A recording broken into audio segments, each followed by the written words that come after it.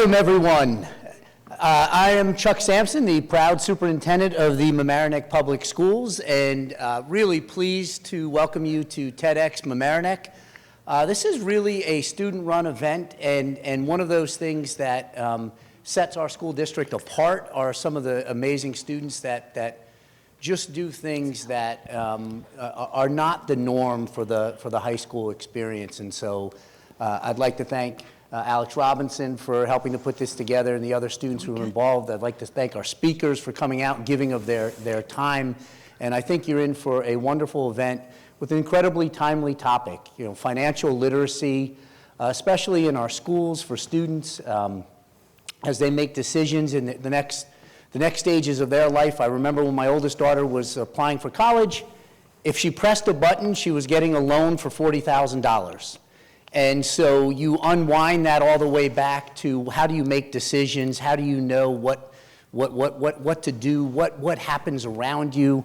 New York, there's work to do here to improve the financial literacy across our spectrum from a K-12 perspective, so our students are really prepared to move into college and career and that second level of life after high school. So without further ado, I'll turn the program over. You're in for an absolute treat. Again, thank you to our speakers for giving of their time and for coming here, and I think you'll be pleasantly enthralled. Okay, thank you.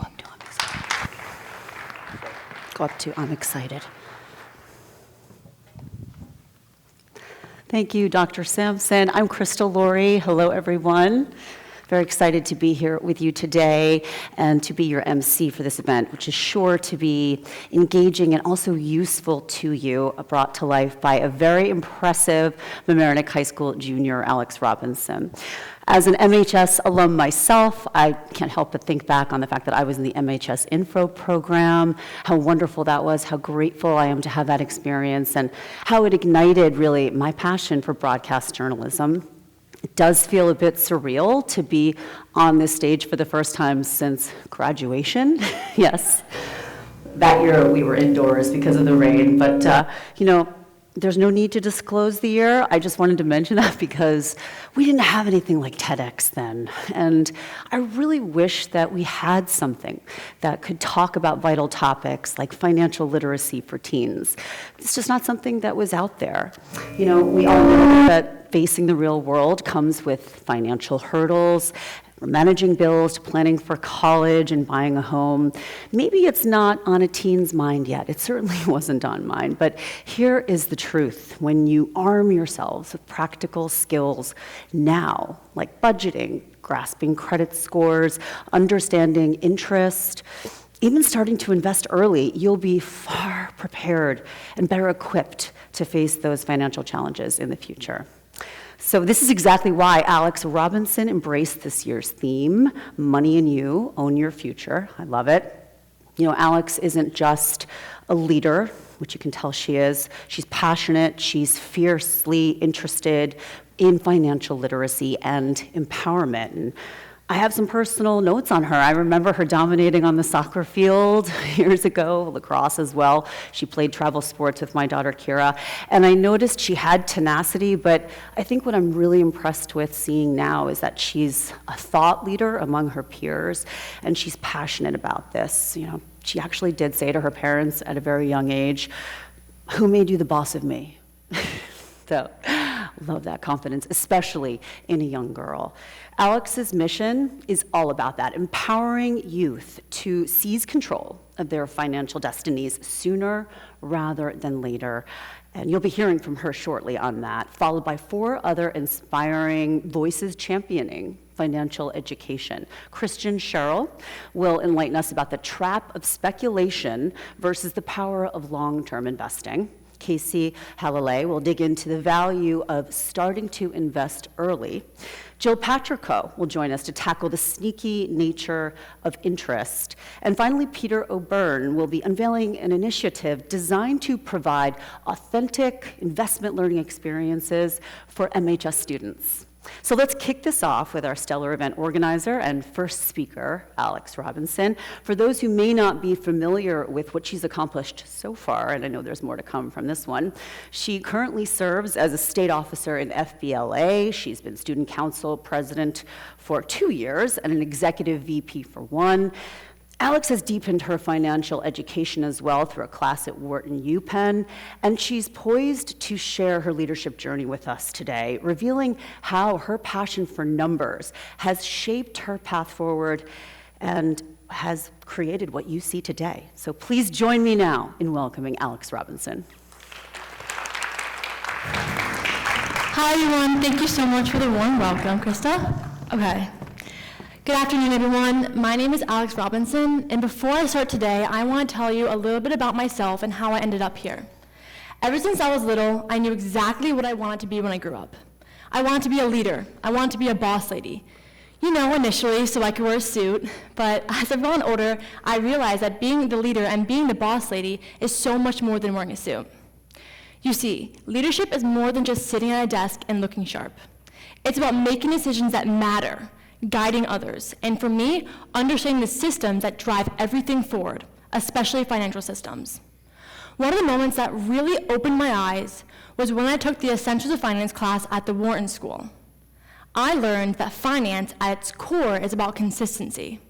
Numbers don't lie. They're concrete, predictable, and something you can control. Investing, the stock market, and understanding how businesses grow, it all comes down to numbers. And the cool part, those numbers aren't just random. They're tools that we can make decisions that can shape our lives.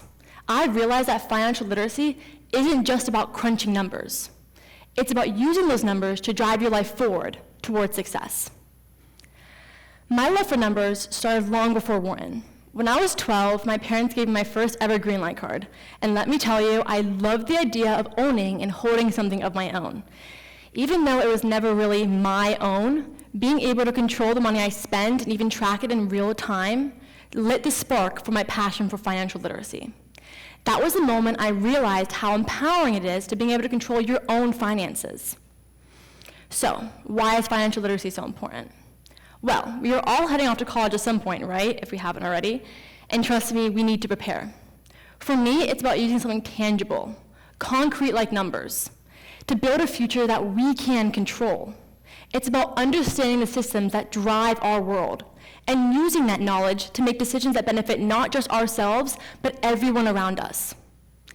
As we get ready to tackle things like managing our own budgets, student loans, and credit, I urge all of you, student or adult, to take a step towards becoming more financially literate, to learn the language of numbers, and to use it to drive your own success in college and beyond. Before I finish, I want to take a moment to thank all the amazing speakers who are here sharing their knowledge today. Each of you are bringing a unique perspective on financial literacy, from credit to investing to economics and more. You are all here sharing your insights on your own time. And it's clear that you have the same dedication, passion, and drive to making financial literacy accessible for the world. I also want to extend another thank you to all of you. You are all here because you care and you want to learn more about financial literacy. And being here takes you one step closer to what I like to call becoming the boss lady. Thank you. And before I end, I'm doing a Q&A. So after every speaker, there's going to be a session where you can ask questions about their talk, about them, or about anything you're wondering. So if anyone has any questions, I can see-ish. So yes, at the front. What do you want people to take away from your talk? Ooh, good one. So I think that when people take away from this talk is that they can control their own finances without feeling like they don't know what these numbers are. And as I stressed a lot in my talk, numbers aren't just random, they're predictable, something you can use. And so being able to learn those numbers and being able to use it in your future, that sets you up for so much in the future and success, college and whatever you're off to. So, and then another little thing, if you ask a question, you get a money bouncy ball, so. Is there any other questions? I can't. Matthew, can you see? Anyone? Don't be shy. You get a prize. No, it's okay. We can move on to the next speaker. Okay, thank you, everyone. Nicely done. How comfortable is that kid? All right, next up, we want to welcome Christian Sherrill. Christian is a dedicated educator and advocate for financial literacy, representing nonprofits such as Next Gen Personal Finance and the NGPF Mission 2030 Fund for the last 8 years. His work has led to 18 state legislatures adopting personal finance courses, improving financial literacy in 26 different states, and he hopes New York is next. With a BA in economics and Spanish from Dartmouth, he brings a wealth of knowledge to the table. We know you're going to love it. Today, he'll guide us through the nuances of speculation versus long-term investing. Please give a warm welcome to Christian.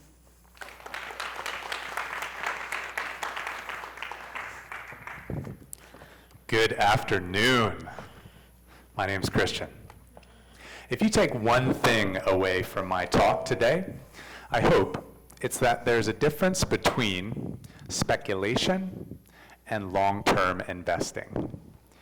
If you can spot that difference in your day-to-day life, you will be better at building wealth and avoiding scams and fraud than 99% of other people. Especially because most of the audience today has the advantage of being younger investors, at least compared to older investors like me. To show you what speculation looks like, in case that's a new word for some folks in the room here, I was practicing last night my talk with my wife, and she had never heard that word before. So if this is new to you, let's start with something simple, very easy game. You ever played heads or tails? Got some heads or tails fans in the house? Excellent, okay. So here's how we're gonna play. I want you to imagine that you're starting with $100. I'm gonna flip a coin, and I want you to guess, heads or tails. If your guess is correct, then you double your money to $200.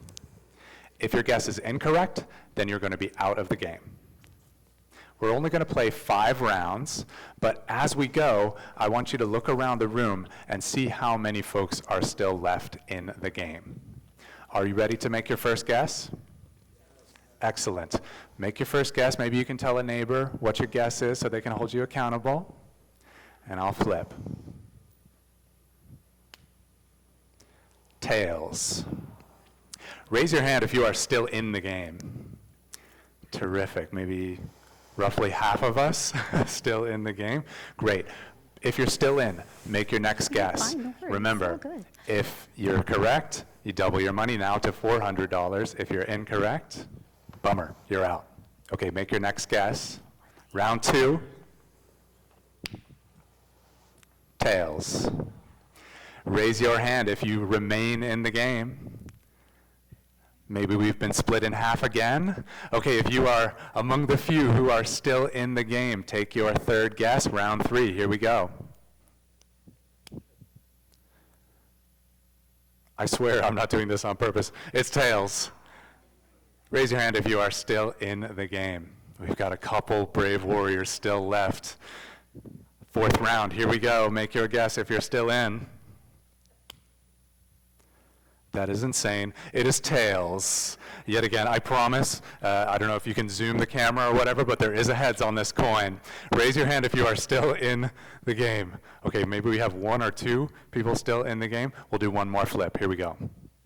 Last guess is heads. Is anyone still left in the game? Raise your hand high. Wow.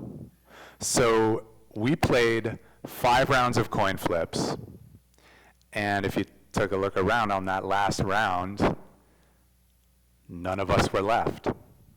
This is kind of what speculation feels like. It's gambling, essentially, on an outcome that we can't necessarily predict. We're forced, when we're speculating, to make quick decisions and take big risks. More often than not, it leads to big losses. But the perceived rewards for getting it right, like if you got all 5 of those guesses correct, then you would have doubled your money 5 times in a row. That's a serious chunk of change that you would be walking away with. The perceived rewards are so big that it can lead us astray. It can make us want to take that risky bet, even if our rational brains would just tell us to walk away. Raise your hand in the room if you have ever used TikTok. How about Instagram? A couple more hands. Okay, great. I'm old, so I've never been on TikTok, but as I understand it, depending on your algorithm, there are a lot of influencers on social media who are pitching us that they have the secret to building wealth quickly. Get on this crypto exchange and buy this new crypto coin. It's going to the moon. Or get on Robinhood and try this options trading strategy. Guaranteed returns. Just buy my course for $300. Or, even worse, please don't do this, get on FanDuel and follow my parlay picks. Guaranteed returns. I know who's going to win these next games. Use my promo code for bonus bets. Please don't do that. Please. These people who are pitching us on these kind of instant get-rich-quick, easy success strategies, they're usually really confident. They're usually very convincing. And it seems like they actually have found the secret. But here's the secret. There is not a secret to building wealth. There's no magic formula to success in investing. If someone is offering us a shortcut, chances are it's just a coin flip that they happen to get lucky on. It's not necessarily a long-term investing philosophy that they are sharing with you. It's really just gambling disguised as investing in many cases. Now, let's compare speculation with long-term investing. Instead of putting all of our money on a single outcome in this next game, now we're going to simulate what it's like to spread our money across different types of investments. Right here I've got a normal deck of cards. It's not going to be like the quarter where it's all tails. This deck of cards is split 4 equal ways. Where's that clicker? Thank you.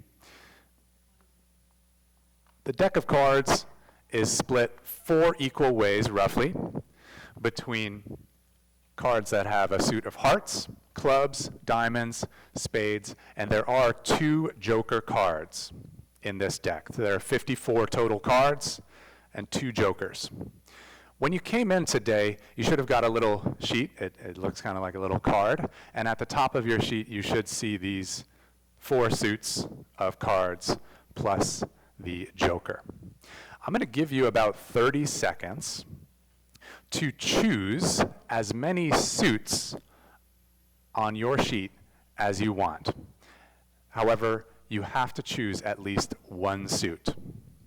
Now, in order to determine what suits you're going to pick, you might want to know a little bit about the rules of the game that we're going to play with these cards. Here's how it goes. You're going to be starting with $10. You should see that as the starting balance on round 1 on your card. I'm going to be drawing a random card from this deck 5 times. After each card, you're going to add up how much you have now. If the card that I draw does not match one of the cards that you chose, then you'll subtract $2 from your balance. So you'll go down to $8 in that case. If the card matches one of the suits that you chose, then how much you gain depends on a little bit of mental math. You'll be gaining $6 minus the number of suits you chose. So for example, if you pick 3 suits on your card, and I draw a card and it matches one of your 3 suits, you'll gain $6 minus 3. So some whispers of 3 and 1 odd whisper of 13 from a teacher up front. Okay, so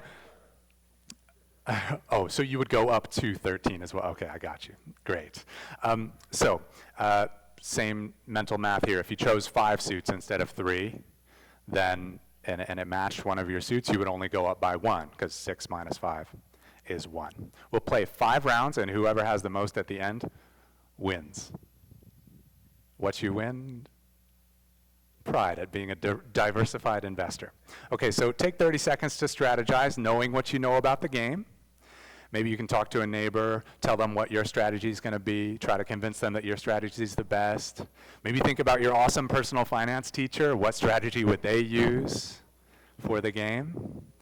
And I'll bring us back together in about 25 seconds.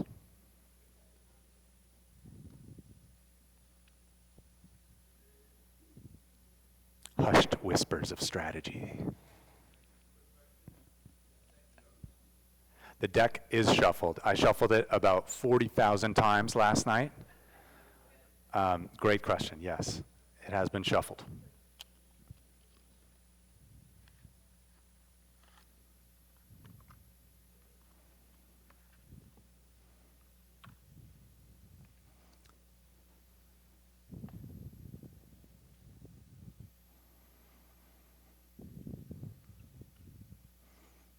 Okay, team.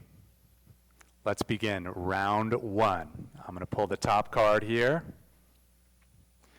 It is a hearts card. So if hearts was one of the suits that you chose, you're going to gain $6 minus the number of suits you chose.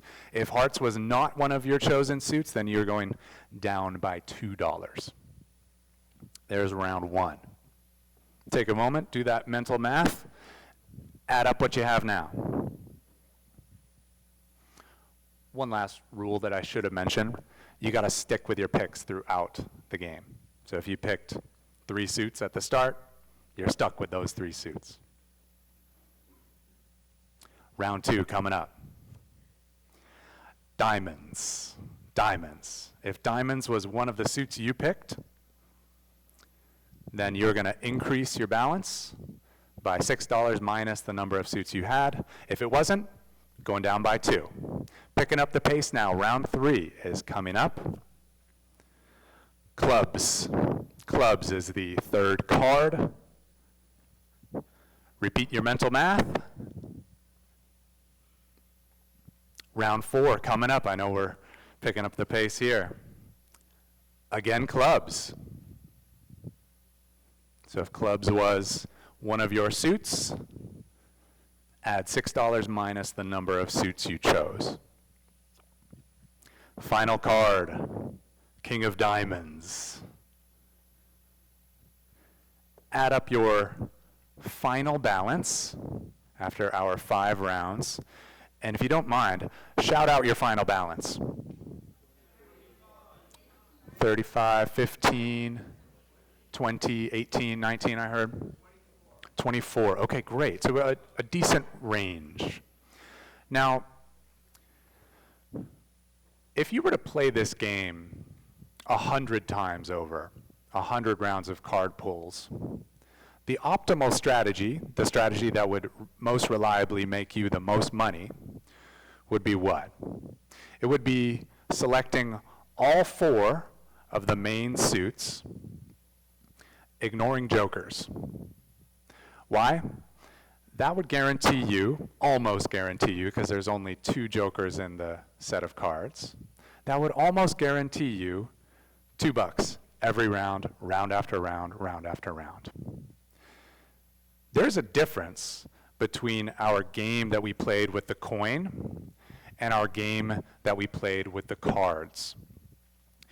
Speculation is kind of like flipping a coin. It's quick. It's risky, it's based almost entirely on chance, whereas investing for the long term is more like picking from a deck of cards. There's still risk, you still have to take some risk in that game, but we're spreading that risk across multiple different types of, in this case, cards, but they could be different types of investments. To complete the analogy, what if instead of drawing suits of cards, we were investing in US stocks, global stocks, bonds, exchange-traded funds in different motifs, and the joker, cryptocurrency. We only, again, played 5 rounds, but in the game of investing in real life, we are building wealth for the long term.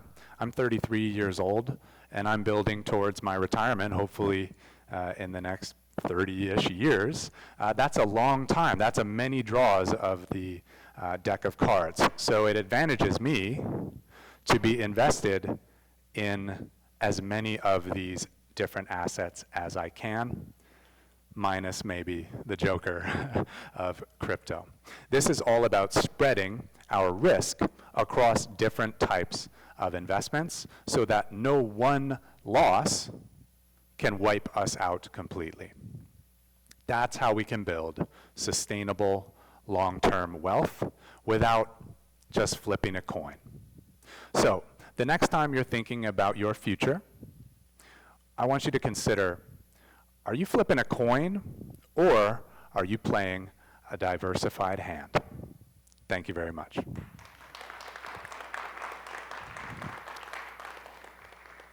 I believe there's a mic circulating in the audience. If anybody has questions, happy to answer them.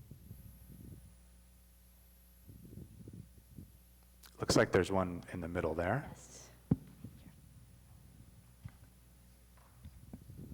Thank you. So, with the coin flips, it was a lot about like probability. And then you're mentioning, the diversified portfolio, which is also probability. How would you say, what's the best way to, pick which you're going to invest in the most? Because there's chances involved in each different way of investing money. Yeah, what you're referring to in a technical sense is asset allocation, which is a fancy way of saying which hands are you going to pick and how much of each in your portfolio. I'm not a financial advisor, so please don't take this as financial advice. However, most financial professionals and financial advisors will tell you that how much you invest of your portfolio in each of these types of investments depends on how far away you are from your goal. So for you, this might look different.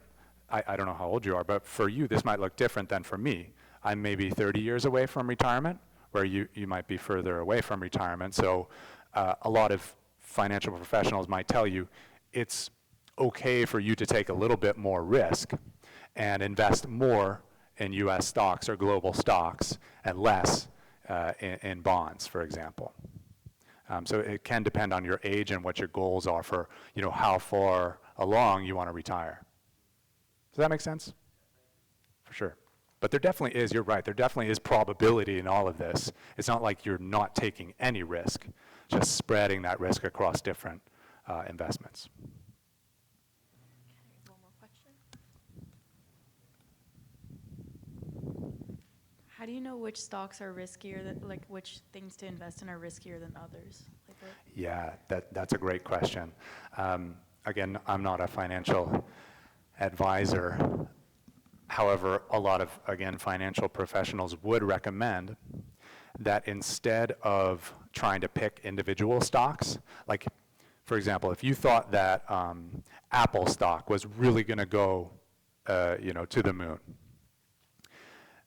instead of trying to just pick Apple, a lot of investing professionals will recommend that you just buy a whole basket of stocks that happens to include Apple. In the United States, that whole basket of stocks, it can look different depending on what index you're looking at, but the most common one is the S&P 500. Have you heard that term before? S&P 500? And that's 500 large cap, big companies in the United States. When you buy that fund, it's like a big bucket of all those different stocks. And again, you're spreading your risk across these different companies. So even if Apple has a really bad year, which it happens to be having right now, then some of the other companies in that index can make up the losses. So again, we're spreading our risk across. I don't know if we have time for one more. We do not. I apologize, my friend. Thank you again. Really appreciate your time and attention.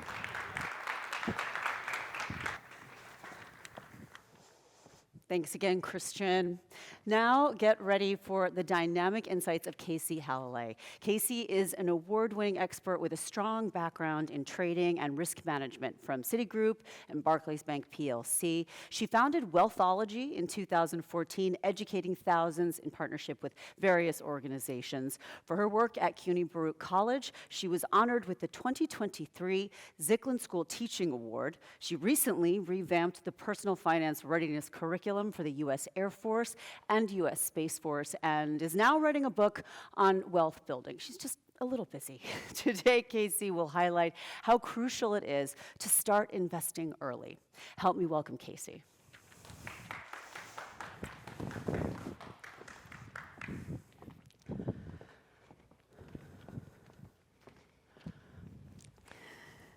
The bell rings and you head outside to grab lunch with your friends.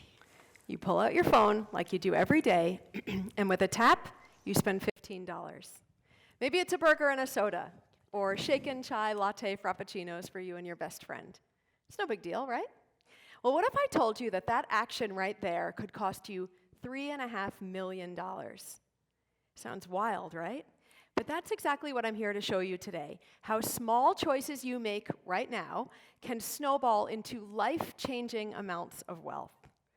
I want to show you how the very subtle difference between keeping your money in a savings account at the bank and investing it could be measured in billions. I want to talk about how you might be able to turn the equivalent of your lunch money into millions of dollars.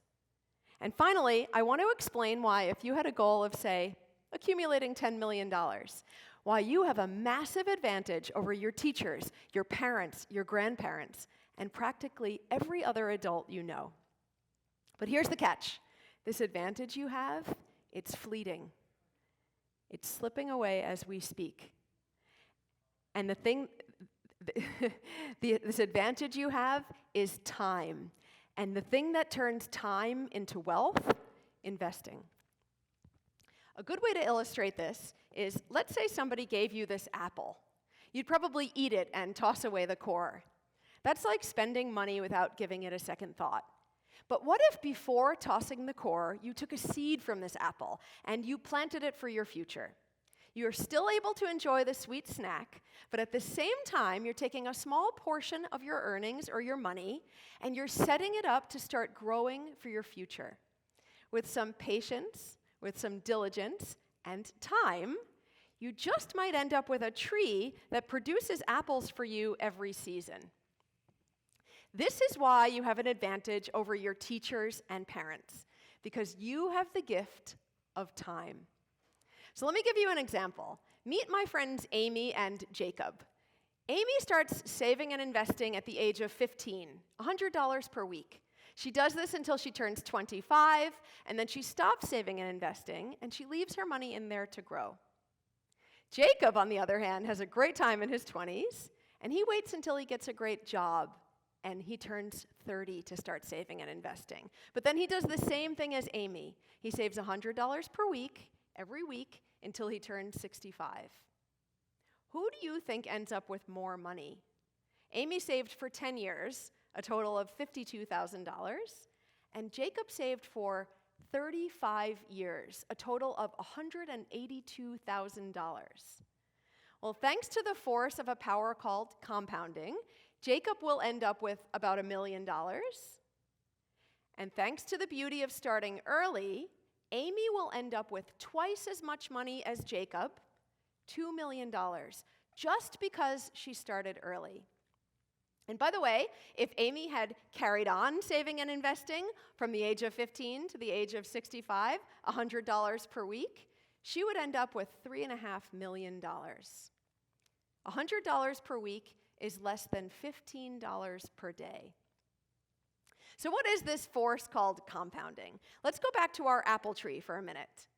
If your tree produces apples for you every year and you eat them, that's like earning simple interest on your money. Your money is invested, you earn some interest, and then you spend that money. But what if every year you planted more seeds? Every year your orchard will grow. Each new tree produces more apples, which means more seeds, which means more trees and more apples. This is compounding. Your money making money on the money it makes. You can think of it like a snowball rolling down a hill. The bigger the snowball gets, the bigger it gets, and the faster it grows, and the bigger it gets as it rolls down the hill. And the money that is packing onto your snowball, this is called a return. So a savings account at a bank might pay you a 1% return, and investing your money might pay you something like an 8% return. And today we're here to talk about investing, so we're going to look at an example of the difference between keeping your money in a savings account and investing it. To do this, we're going to go all the way back to the year 1706, the year Benjamin Franklin was born. We're going to imagine that Benjamin Franklin's parents took $1 and put it into a savings account, earning 1% interest all that time from 1706 until today. If they did that, his dollar would be worth something like $24. But what if his parents had instead invested that dollar and earned something like 8% over all of that time? That dollar would be worth $46 billion today. That's billion with a B, and a number way too big for us to comprehend. But it represents the difference between keeping your money in a savings account at the bank and investing it. But most of us don't have 320 years to invest like Ben did. So how are we supposed to build our millions and our billions in this lifetime? We do that by starting to plant seeds now. Because when you invest and you start early, you tap into a force so powerful, it creates graphs like this one. This is Warren Buffett's net worth. Warren Buffett is one of the greatest investors of all time. He started investing at 11, and today at 94, he's worth $145 billion. But guess what? This is the craziest part about this graph. He accumulated 99% of his wealth after his 60th birthday. How? His snowball started rolling so fast, it turned into an avalanche. Okay, so Ben Franklin had 320 years to invest, and Warren Buffett is an investing genius. How can you plant seeds for your future now? This is the best part.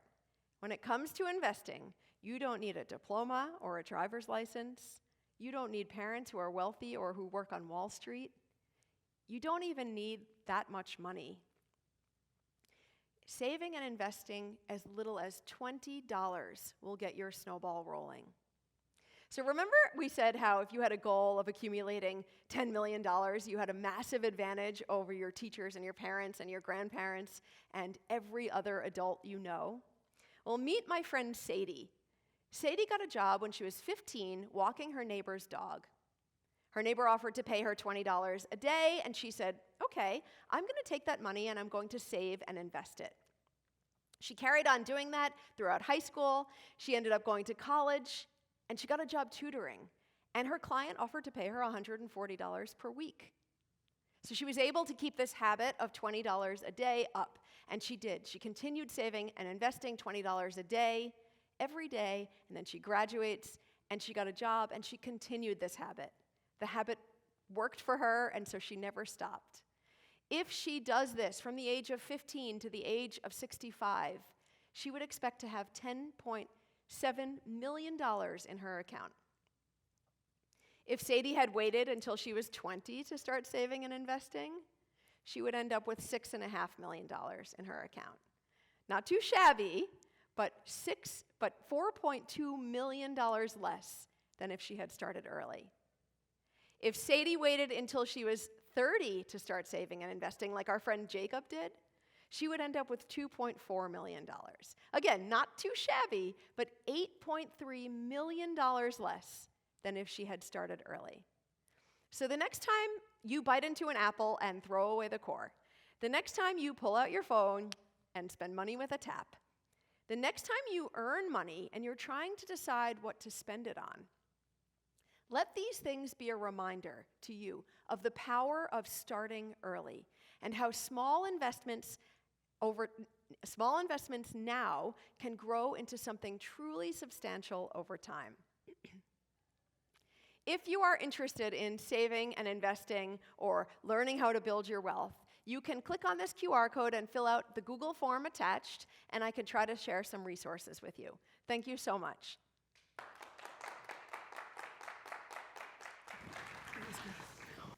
And as you just heard, Casey broke down the magic of investing and how your money can grow if you invest early.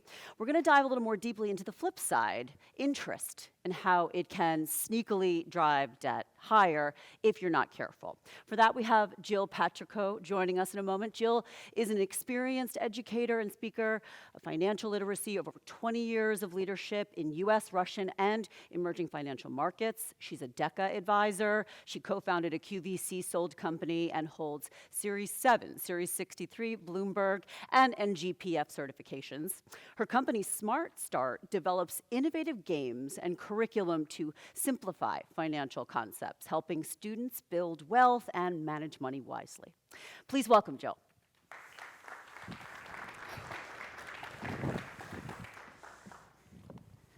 Testing, testing. Let's see here. Sorry, honey. I don't know where we are. Was I a little lower there? There I am. Hello, Mamaroneck. It's so great to be with all of you today. Thank you, Alex. Thank you to the speakers. What an amazing thing that everyone can benefit from today. I'm here to talk about the flip side.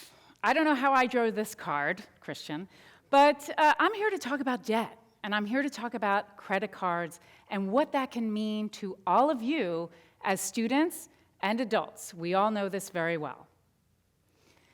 It's a doom and gloom thing. A lot of people do a lot of podcasts about debt, about being in debt, about coming out of debt. But I'm here to definitely convince the students to probably keep out of it as much as they can. Now, things have changed a lot since I was your age. You have, obviously, a lot of the internet around you, and so on and so forth. So now I'm going to actually tell you something quiet, okay? Banks are really important. They partnership with me in terms of buying my mortgage. They partnership with me in buying my car and holding my accounts safe, and so on and so forth. But there's one thing that maybe they keep a little quiet, and it is this. They love people that spend money they do not have. I'm going to repeat that. They love people that spend money they do not have. Why, you say? Well, let's do a little round around. When all of you were about in third grade, maybe second grade, you went to the diner, right? And your parents gave you a couple of bucks, and you went in to talk to your friends, and you had pancakes and everything, and you sat down, you had a great meal, you had your cash in your pocket, and you got to the end, and the server gave you their bill. And you looked at the bill, and then all of a sudden, a little panic sets in, right? Third grade, fourth grade. All of a sudden, you realize that you have to pay the tip, right? Does everyone know what a tip is? Raise your hand if you do. Yes. It's probably the earliest financial transaction that anyone does in this land. So you sit together. There's always that one person who says, I don't do math, I can't even do this, I'm walking away, right? Then you also have the person that takes out their iPhone or their calculator, and they do the 20%, and they have it immediately. And then, of course, you have the person that does it in their back of their head, that was me, and can figure it out right on the fly. 20% is interest. 20% is a tip. I'm here to tell you a very simple thing to talk about debt. And when we talk about debt, we talk about an interest rate. And I can tell you all of my students will do the same thing. Oh, I'm gone. But if you just think of interest rates as a tip over the amount that you borrow or the amount that you use, we can start to think about it a little bit differently. Because anybody can go out to a meal and have a tip and figure that out. But what if the same crowd all of a sudden realized, I wouldn't be surprised, that they didn't have the money to pay the tip? And the server came over, you felt a little bad, they're working really hard, but you say to them, oh, by the way, we don't have enough money to pay you right now, but I'm going to go back and I'm going to get my money and I'm going to come back and pay you. Server says, okay, well, I have bills to pay, okay? I have things that I have to do for other people, and sure, you can come back. You don't have to pay me right now, but I'll tell you what. You were going to give me a 20% tip. I'm going to put that $20 on the $100, so now it's $120, and you're going to have to pay me the tip on that, 20%. That is interest. That is the conversation that's so difficult to have about interest, because you keep compounding money on top every time you don't pay your bill in full. Everyone get that topic a little bit? I hope so. Because tipping, anybody can tip. Even if you're not a math major, you can figure out a tip. But in the realm of borrowing money, when I said banks love people that borrow money they don't have, and every adult in this room has been in a situation, you lost your job. Things got a little tight. The markets went down. Things will happen in your life that you have to react and play chess to. But the one thing that you need to know is you need to know the unbelievably huge amount of debt that we have in America, and also the effect that interest has. So I thought about graphs, and I thought about charts, and I thought about things. But all I could think of is the universe. And on the left, you can see the original debt. It's a green little planet, right? It's pretty happy there. And then we have this ring around, looks like Saturn, this ring around the debt that keeps growing. And why does it keep growing? Because that circle around it of interest keeps making the circle grow. So I gave you the event of, a couple of times that you don't pay your chip, but you can see that if I didn't pay that for a long time, or if I just paid the minimum amount, you can see that amount grows and grows and grows until I pay it all off. So I get a lot of questions, right? I get a lot of questions, student loans. These are things that are going to happen to every single one of you. Borrowing mortgage, paying off debt, using credit cards. Credit cards, it's going to affect you in every single way. So unless you're aware of the interest circle, or that 20%, which is about what credit card rates charge you for keeping money, then you need to be aware of this. So I hope this picture for you is always in your brain in terms of when you think of borrowing money. Borrowing money is not free. Borrowing money costs interest, it's useful, but always try to pay it off. Everyone get that a little bit? Okay, so now, gosh, I could spend an hour on credit cards, periodic rates, APR, APY, grace periods, and it can get very complicated. And all of you can learn this as a skill and study it, and you should. With the Schumer Act, you can see what your credit cards are charging you. Buy now, pay later. That's another one that is more familiar with every one of you, especially if you're young. If you miss a payment, you're going to be charged that interest. But I definitely say that we should all look at our credit cards, including us adults. So now here we are. My age, we didn't have everything that you had when we were younger. Now you have a phone that is a wallet, and people are after that money all of the time, okay? It's not that it's bad. I've made a late night Instagram purchase for sure, and everyone knows TikTok, and now they link you right into a shopping cart. You can buy food online. You can buy sports betting online. Especially for our teenagers, they are going after us more and more and more. To take money out of your phone is to take money out of your pocket. I call it the big boop. The big boop is you go into a store and everyone goes, boop. They ask you to tip $2. Boop, that's fine. The money is not tangible anymore. We're not holding that money. We're not taking it out of our pocket and giving it out. And this is really what we have to be aware of. Make sure you know what money is before you invest. Make sure you have a job before you have a credit card, babysitting, different things like that. You want to make sure that credit is treated as gingerly as investing. Because no matter if you invest all of your money in everything, If you have credit card debt outstanding, it's going to go after your wallet all of the time. Pretty simple. You can see why I didn't really want to give this one, but but here's the thing. That person at the table who said, I don't do numbers, I'm not going to do the tip. That's exactly what I'm putting out to you now. Money does not mean that you have to be a finance major. Money needs you have to ask the difficult questions on what it means to have an interest rate outstanding, what it means to have credit card debt outstanding. All of you sophomores, freshmen, have conversations with your parents about what your student loans will look like, what kind of colleges, what kind of debt your family is comfortable with. Sit down at the table and ask these questions. The other thing is make money tangible, okay?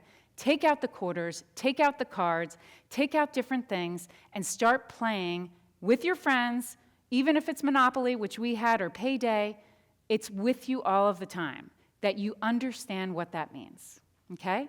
So 3 things. Now, there's many more than this, but when you get a credit card, make sure you try to pay in full all the time.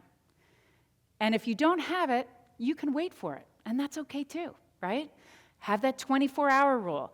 Get an extra job and pay for it all at once. That way it won't charge you twice as much as you owe, okay? Pay more than the minimum. If hard times come, say a bill's very expensive or different things like that, sure, but hold yourself back from everything else. Don't go out to dinner. Make sure you pay off that card. And the final is interest never sleeps, okay? Credit card debt is like giving a tip to the dealer, the lender, the bank, because you don't have the money to pay them back. Is that fair?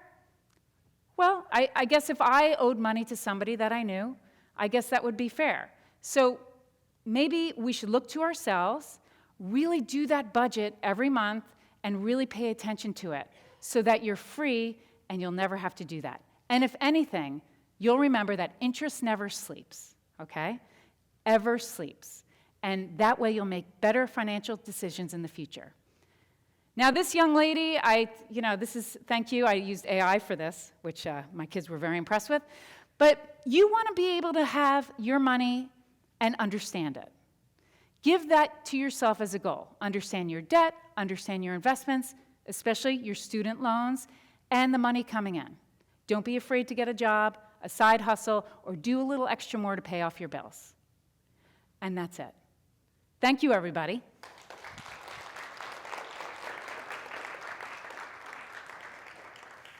Any questions?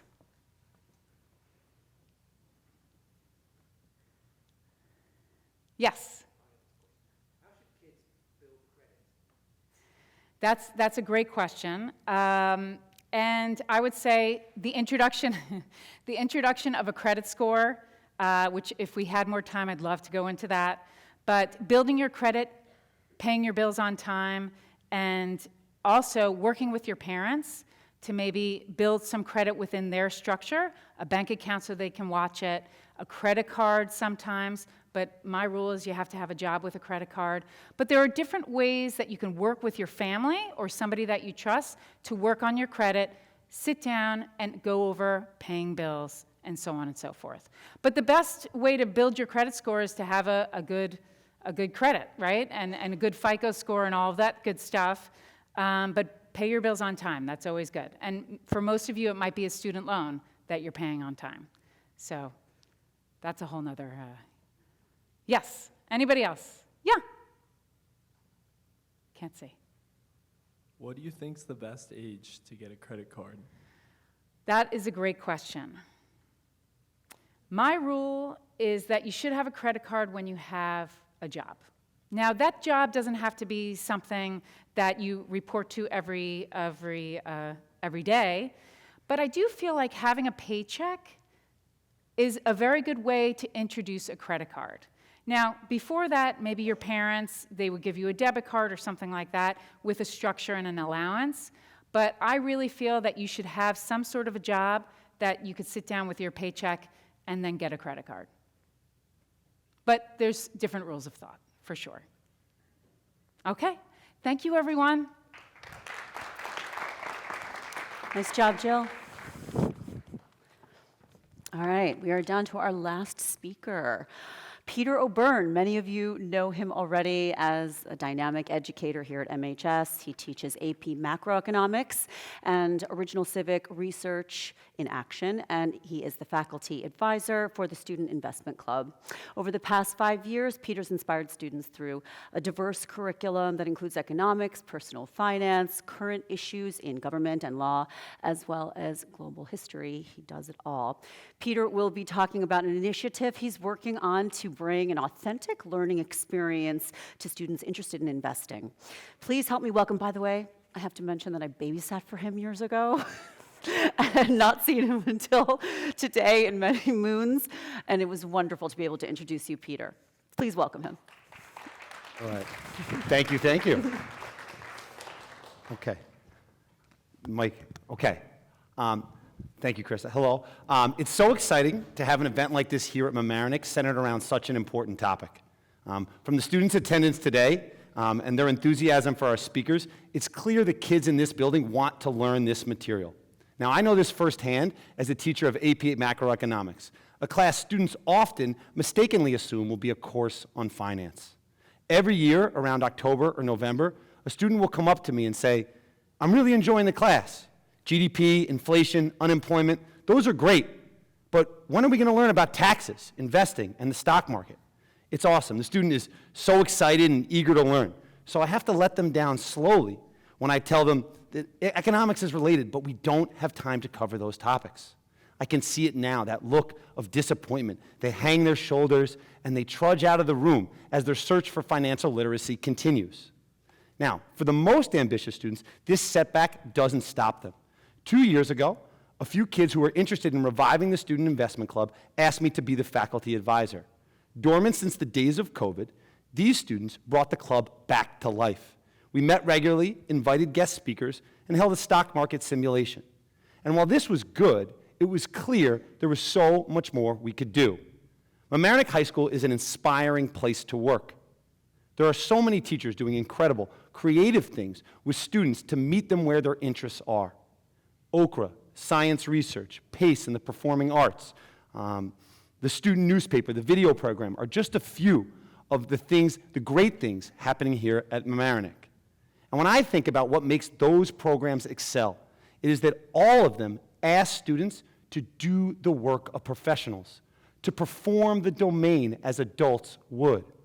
And so the question in my mind became, how can we offer students in the investment club the type of authentic learning that's already so prevalent here at MHS? So last year about this time, I contacted teachers at other schools that were giving students the opportunity to do real investing. Unfortunately, most of these schools were private schools that already had existing endowments and could easily allocate a small portion of funds to be managed by students. As a public high school, Mamaroneck does not have a similar structure. But in hearing about these student experiences, it was clear we needed to figure out a way to bring something similar to MHS. To that end, I am working to create a nonprofit organization that will be separate from the school, but will work in parallel with students. The Mamaroneck Endowment Fund, as we intend to call it, will be a 501c3 organization run by myself with a board of adult community members.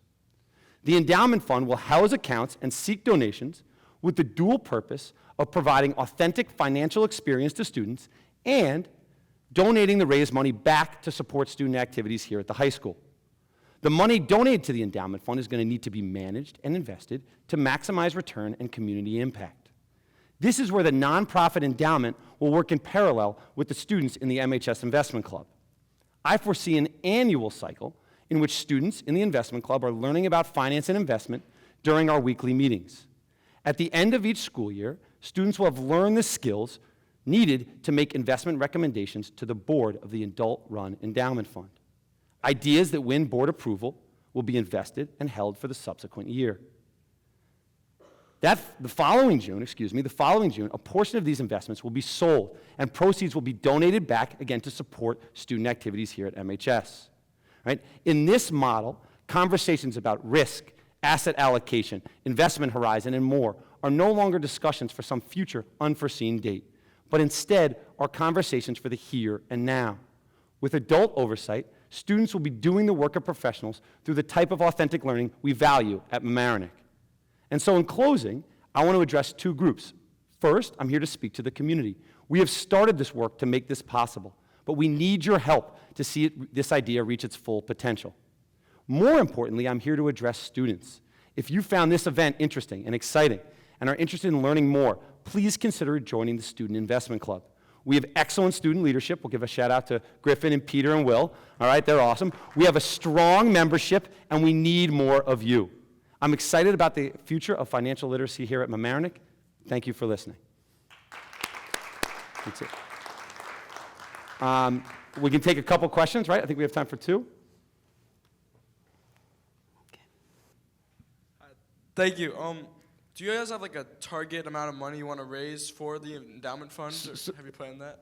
I mean, more is better, certainly, because ultimately we'll be supporting students here at the school. The main hurdle has actually been established, so to establish a nonprofit has been more work and sort of legal guardrails than I was expecting. So once we get that, we'll deal with money down the road, but hopefully it will be enough where we can have a portfolio of some meaningful size. So hopefully that will give the students, again, an opportunity to do some real work. It'll be pretty cool, I hope. Other questions? Yes? Are you recommending that students use AI for financial literacy questions? Ooh, that's a good one. I mean, can I opt out of that one with that's financial advice? No. I mean, I think, again, like any tool, AI is a tool among many. And so I would not have students exclusively use AI for any type of financial advice, right? Students I would always recommend should be speaking to their parents first. And I would think AI would be one tool that you would consult in making any financial decision. I think that's a wrap. Thank you, guys. Thank you. Great job, Peter. Thank you. Thank you. And that's actually concluding our TEDx this year on financial literacy for teens. Thank you all so much for joining us. I, of course, want to give a shout out to Alex Robinson, our organizer, and all the informative speakers. Alex, come on out here. I can't say enough about how amazing the amazing job you did here today. Thank you so much. Yes. Okay. So quickly, I want to give a thank you to everyone who here came to help, especially a few of them are in the front row. So I want to give a special shout out to Griffin Moore, Matthew Patrico, Nate Grevin, and Walker Olson. So let's hear it. Let's hear a round of applause for everyone there. And then they can stand up so we can yeah. Okay. Thank you. Thank you again for everyone who joined. It was a great experience, and I'm really hoping you took away something special and something you can take to your future. Great. Thank you.